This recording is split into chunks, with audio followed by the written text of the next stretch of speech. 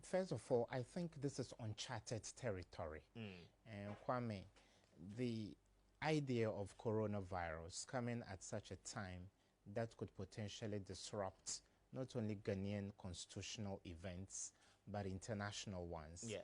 The Olympics in Tokyo may not come off. Football federations have put their leagues on hold. Commemorations like national days or independence days have all been put on hold. So this leaves a very foggy firmament of uncertainty overhead. Nobody knows what will happen. It is our hope that within the next month or two, yesterday, Donald Trump, in giving an update on American response to coronavirus, gave some optimism that by the next 3 or 4 months, we may have some good news in terms of vaccines and all that. And China already says April will be a turning point in testing some of the vaccines they already have created. So I'm optimistic, but if care is not taken, you know, we adopt a wait-and-see attitude. And then we are a constitutional democracy. We know that the 7th of December every 4 years should be our election day. But as everybody is concentrating on coronavirus, let's not take our feet off the pedal. That yes, this is precarious enough. His Excellency and his government and the whole of the Ghanaian population are rallying behind a common chorus that let's rise beyond partisanship and tackle this head on. But then the NIA has had to be put on hold. A potential new voter... There was a court injunction that was placed on the entire registration exercise at the point where a lot of citizens were making calls to the very doorstep of the NIA to suspend its registration exercise in the eastern region. But it was still adamant of the particular cause that the citizens were coming out with. But it took 2 citizens of the country to go to court and then seek an injunction on that particular registration exercise. Yes. So that process, Kwame, would have had an overbearing influence on the kind of voter register we'll go into December with. And now people are wondering, the timetable that has been given by the Electoral Commission, that 18th of April would be the first day they will debut the registration process. Is it coming off or not? So I believe much as we are immersed in this idea of the fight against corona, it is also important to look at our constitutional calendar and build some consensus around what we need to do as a country, because nobody knows what is happening next. If the optimism the world is sharing about a vaccine doesn't come true, then potentially we would have a national crisis on our hands. And experts have come out to indicate that if we don't do anything dramatic now, if things snowball out of control, then maybe we'd have to consider some of the schedules we have, like the voter register and potentially the election itself on December 7th. December 7th. But could there be a situation where Ghana will get to a point where we would have to probably say postpone a constitutional, how do you call it, obligation that is mandatory that every 4 years the state must go to polls. We must vote for a new president. We must vote for a new set of parliamentarians. Now, at that particular point, what sort of emergencies would the country need to be able to resolve and then to also be able to uphold the particular provisions of the 1992 That would be unprecedented, Kwame. In 92, we stuck to schedule. Even though the opposition, NPP at that time under Professor Edu Boahen, had issues with an opaque, voter, ballot, box and all that. Then in 96, we stuck to schedule. In 2000, 2004, up to 2016. The 2016 election was mooted to potentially have taken place in November.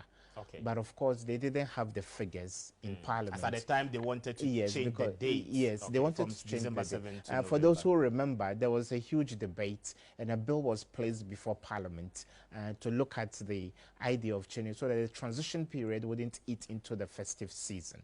And that didn't come to pass. So for the quarter of a century that we've stuck to a multi-party democracy, 7th of December has never shifted.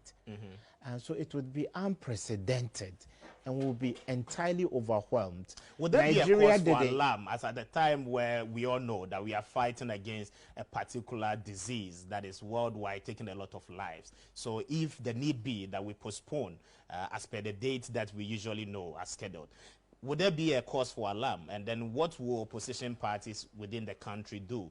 The outcome of the fight against corona has been corona has been between the Chinese model and the Italian model. Okay. And China has got ahead of the curve now. China has almost resolved the issue of corona. So flights are going into China anyway. But the Italian model And is then the worst companies case. are starting to operate. Yes, the Italian model is the worst case scenario, Kwame. So we are teetering on the brink of uncertainty. If we get the Italian model as the outcome of our efforts against corona, then potentially political parties would have to readjust, and then IPAC would have to come in But at that particular heavily. point, would the political parties, especially those in opposition, agree to the very terms against the provisions of the Constitution? And then what will be the security implications when we get to that particular level? Already, Parliament has passed the bill to give His Excellency extra authority to restrict movements. And the main opposition party has already come out to say that it has got its own reservations about this executive layer of authority, an extra one that is being given the president. And they believe that this would form part of a grand scheme to rig the election. That is a show of bad faith on both sides. And when the opposition and the incumbent don't agree... But when you say that is a show of bad faith on both sides, how can that be a bad faith that is being exhibited on the part of the government or the ruling party? Because we know we are in crisis. The whole world is in crisis. We are trying to manage a disease that is taking a lot of lives away from us. And so if there is a need for us to restrict the movement by an executive authority or an executive arm, then why don't we give him the powers as we have initiated now? And then what becomes of the bad faith that you are talking about? We know the Electoral Commission is seen as an... Because that particular bill has nothing to do with elections anyway. But, you know, this is a political season and anything can happen. In Nigeria, they had to postpone the election by a week or so. Yeah. And magic happened in favor of the incumbent party. What I mean by bad faith on the part of government, and I'll tell you on the part of the opposition party, Kwame, as well, is that the Electoral Commission is seen as an autonomous body. But I'm sorry, it isn't.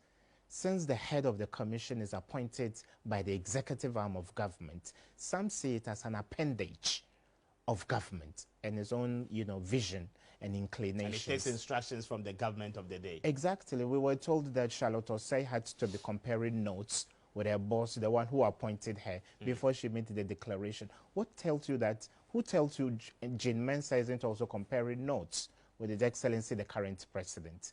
So right from the get-go, Kwame, there wasn't consensus building on the way forward in terms of the credibility and integrity of the current voter register we have. Okay. So some think there could be arm twisting in the background in terms of using the Electoral Commission. So there's bad faith to that score, to that end. And then the opposition says, okay, right from the get-go, whether there's corona or not, we think there is a predisposition to rig the election. So it puts us on a path of, you know, confrontation. So already the lines has been drawn. The lines have Opposition been drawn, has its own stake and then its own stance. Yeah, as so well a as change the of party date, Kwame, a change of date of the election on 7th December, We'll have a lot of unfortunately, mess. will have serious national security implications. Okay, but let's look at coronavirus and then its related security issues and then how we can be able to resolve that. TUC this morning is calling for a total lockdown of the nation, and then as we speak, a lot of schools are shut down. Beaches are shut down per the Ghana Tourism Authority this morning and then reported by the newspapers.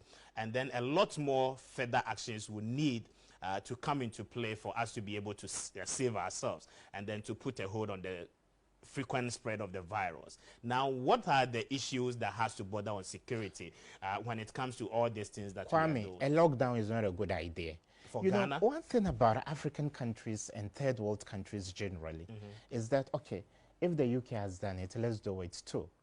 If the United States has locked down New York City and then California, let's do it too. But then have you asked yourself the capability, the security capability of the US to ensure that while people are at home, their offices are not vandalized? While people are at home, their shops are not looted? Ghana has an army of a numerical strength of a little over 25,000. Our police officers are a little over 32,000. When you do the math, the army combined with the Ghana Police Service number less than 60K. And we're a population of a little over 30 million.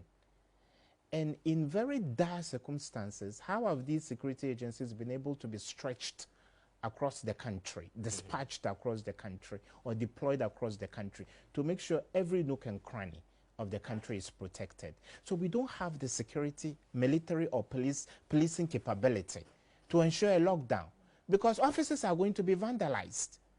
By who? By miscreants, because these security agents are going to be stretched thin. No, Labone alone. If there is a total lockdown of the state, then it tells you that the security apparatus will be exploited or will be employed to at least Operation safeguard. Calm Life, Operation Vanguard have all showed the fissures, the cracks we have in our security setup. Accra alone has a population of about 4 to 5 million. And we are told not less than 2 million people come into the city and leave every day. These are really staggering numbers. And how many times have we been able to even put one area, Boko, for example, as a conflict area, Alavanyo and Nkonya as conflict areas, and in some cases, when the Dagbon issue had reached a head. So historically, we have a broken record in terms of our ability So are you by this point trying to say that there will be a lot of, or there will be a rise in, there will be looting, when it comes to robbery, and then we don't have that? good surveillance across this? How many CCTV cameras are even in the capital But of I'm Accra? told the police personnel do have that sort of gadget how many? to monitor our streets. I'm sorry. To monitor so many areas that I'm are sorry, very, you've been told wrong. prominent. Yes. Kwame, you've been told wrong. There are only a few principal streets in the capital. Alleyways are not surveilled. The small, route from your junction to this place is not under surveillance. There are times crime scenes have necessitated relying upon residential CCTV footage before the police would be able to piece together evidence to nab criminals. And so there's no good reconnaissance. We are poorly surveilled as a country. And I'm talking about Accra alone. We don't have the capability. So with all the petrol how can you teams put that the we whole have, country no, with all the on petrol teams lockdown that we with have, no we surveillance? can't be looting. able to achieve that I'm on a sorry. total lockdown of the state, especially in Greater Accra, and then, for instance, probably say the second biggest city, which is Kumasi. With all the petrol teams that we have, we can't be able to survey and then keep calm in the cities. I'm sorry. Just as per your pronouncement. There will be looting. There will be looting in some commercial areas and even residential areas. And then again, the numbers that have been given, corona emergency lines, let the production team try the numbers. We're in a nation where police lines don't work properly, ambulance lines don't work properly. In the midst of a national health crisis, even these lines have their own challenges. So when people are in distress because of armed robbery incidents and the whole of the city is on a lockdown, it will be very difficult for people to get help. So for me, from a security point of view, Kwame, I don't subscribe to the idea of a So lockdown. what do you subscribe to? What should the country do in these times of coronavirus and then its related issues? A lot of fear in the people, a lot of people scared to come out to undergo their normal duties as we may do on a usual day. Already, what do you advise that the state should do? There is voluntary limitation of movement. And for anybody who has monitored early morning rush hour in Accra, the past 2 weeks have not been the same. Okay. And so voluntarily, based upon the steady trickle down of information about the hazard of this virus, people are taking their own personal kind of lockdown or quarantine. It's a good thing. Let the information continue flowing. And don't spread fear and panic. That is the sense I make.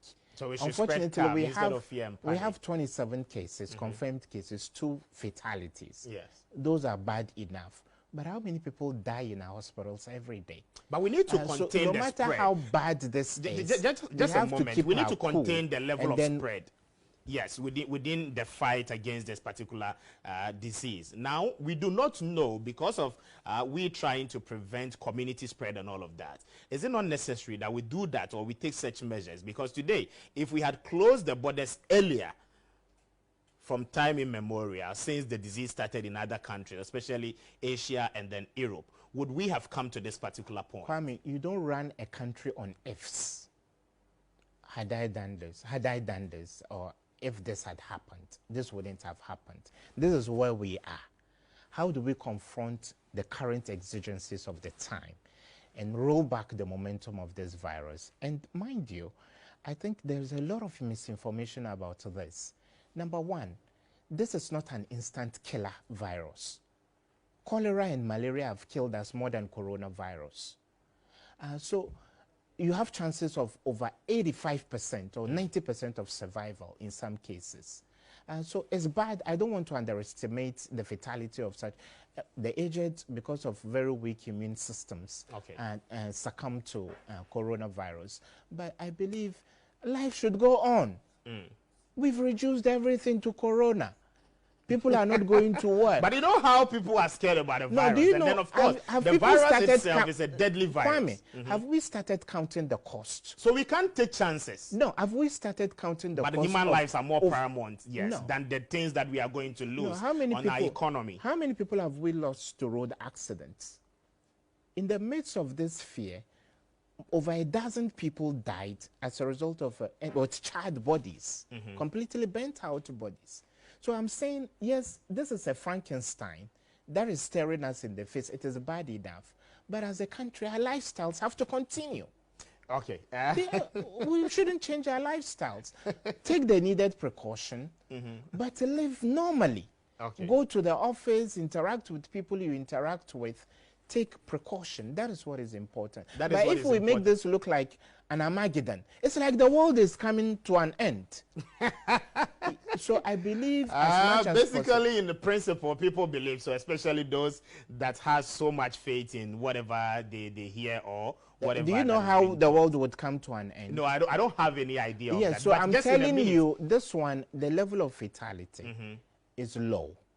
And let's keep strengthening our health delivery system so that we can tackle it rather than being hiccupy and jittery in our response to corona. Okay. So this is a new segment we have introduced on Jabrim, and it basically in English.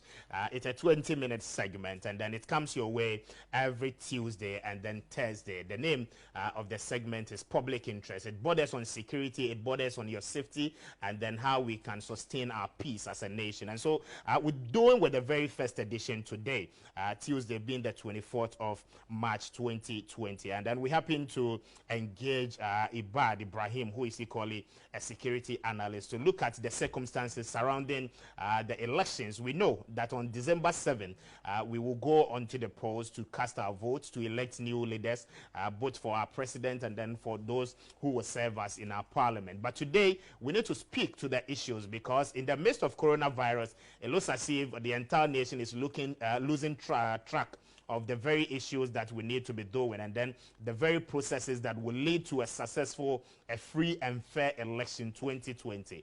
And so we are beginning to do the analysis and then the comparisons to weigh what we need to focus our attention on in the midst of how we are trying to put ourselves together as a nation to fight the very disease that we are endangering ourselves with. How do we equally focus on the normal or the usual things we are supposed to do as part of the processes leading towards December 7. And so Ibad is helping us with a lot of explanations. But you were trying to make a point when it comes to the things that we are losing, especially on our economy. And then with the fact that other diseases, even road accidents, is killing a lot more Ghanaians than what coronavirus is doing.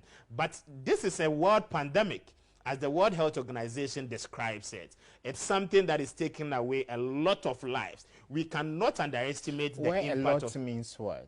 A lot of people are losing their lives in most parts of the continent. The global count of body bags is that 7K people have died.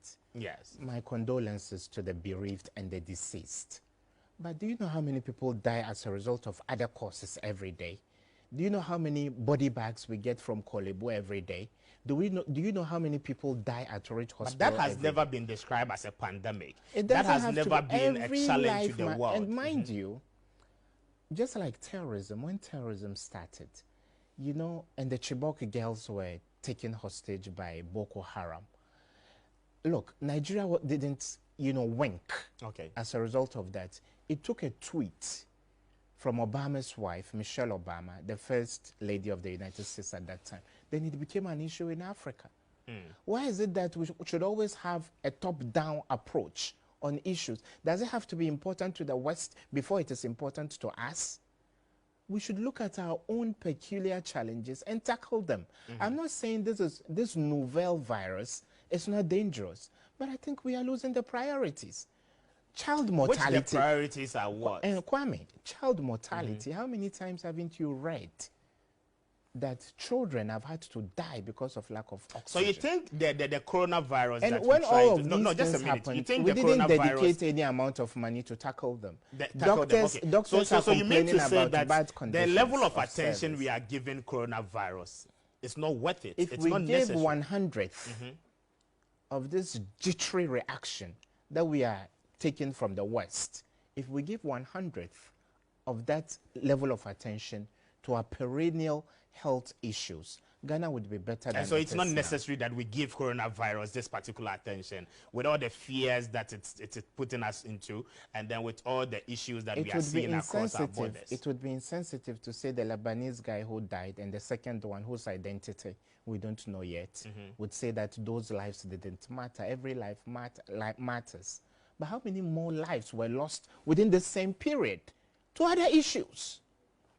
Yeah, so I think as a nation, and I've interacted with quite a number of foreign governments. Okay. Normally, African governments gravitate towards responses that are handed down to them by the United States, France, and the UK. Because they are the world superpowers, and they have can all be the resources. superpowers. Even as we speak today, it took Alibaba to donate to Look, African countries some of the kits that we are using. And so if the decisions are taken from They them, can be why shouldn't we consider them as They well? can be superpowers in their own countries. We have to idiosynchronize our own challenges as a continent. Treat where it pinches our bodies the most, rather than importing somebody else's challenges and making them. Like, I gave you a typical, because I was neck deep in our efforts against terrorism. Like armed robbery and other things were killing us. Not a single terrorist attack has ever happened in Ghana. And look at the level of attention and the level of money, the amount of resources we pumped into counter-terrorism. Okay. And So we need to be wrapping up on the first edition. Corona, and Kwame, Corona is bad enough, but as a country, we have a constitutional schedule to stick to. We have our lives to live. They say, well, use sanitizers, wash your hands. If I'm doing it, why should I bother? They say there should be some space, social distancing. If I'm doing it, why should I bother? Why should the world come tumbling down because of this? And mind you, science certainly at some point would have a solution to this. And already we need to amplify the fact that China and other major laboratories around the world are racing towards getting a vaccine. Because if care is not taken and you concentrate all of your national assets and efforts and resources into this, coronavirus, and eventually it is resolved, then we go back to square one on education, healthcare delivery in other areas, and all other things we need to do as a country. Okay. Thank you very much. This is where time will permit us to wrap it up. So we will meet on Thursday, and then probably we will finish on this particular topic. And then what needs to be done, the very important aspect of this particular conversation, what we need to do, especially with the Electoral Commission in the midst of all that we find ourselves. What should the Electoral Commission do? Because today, I'm very sure that if Ghanaians are to hear that the Electoral Commission is set and ready to engage in a new voter registration exercise, I don't know the number of people who will march onto the street and then kick against it and then calling the Electoral Commission very insensitive. But today you are equally telling us that we shouldn't lose track of the usual things that we need to do according to our planned calendar. And so on Thursday, the time will be given for us to at least exhaust that aspect of our discussion. Ibad, thank you very much for coming, and it's our first edition. So what do you have to say? An assurance to the public and then the audience who are watching us this morning, just for them to know that this particular segment will come their way every Tuesday and Thursday within the week. Finally, at every point in time, the world is faced with challenges, but no challenge has ever tarried on forever. Okay. This challenge is ephemeral. It has come, and at some point it is going to go. Before this, there was SARS. Before this, there was a H1N1 pandemic. Then there was Ebola. And mind you, because of our confidence level as a nation, we told West Africa and the rest of Africa, station the headquarters of the fight against Ebola in Accra. And we succeeded. So why the fear and panic? The state is doing what it can, and I'm happy with what His Excellency, the former president, said. He handed over an olive branch to government that let's rise above partisanship. This is an issue, I wouldn't say of survival. It's a national crisis. So he doesn't mind having government tap into the expertise he and his government had in the fight against Ebola. So let's build consensus as a country. Go about, very soon they will tell you, when you take a morsel of food, you have to measure its size. If not, you are at danger. Our whole lifestyle will thank change. you very much. So this is what time will it's dangerous, yes. but so I believe our lives my should next continue. segment. Yes. And thank you very much. It's been public interest coming your way. And then this is the very first edition. We'll be right back.